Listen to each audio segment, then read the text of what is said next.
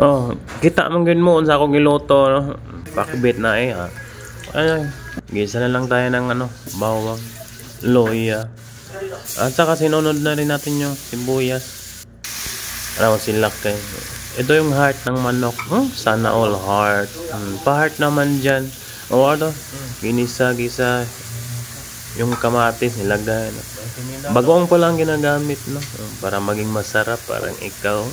Sana all na lang talaga. Mora to good niya. Okay. Ang mayo kay pero lami kay siya. Humana. Gilunod ang kalabasa. Pampabright na siya mata. Pampalinaw ng mata. Hindi ko alam kung totoo ba yun. Yun lang. Tapos nilagay na yung mga gulay natin.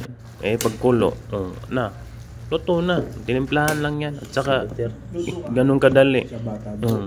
Tapos gutom na. Kaon.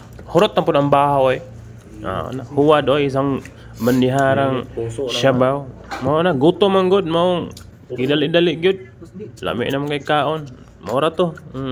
Manihapon na ninyo. Shout out sa ating mga viewers. Salamat. Maraming salamat. No?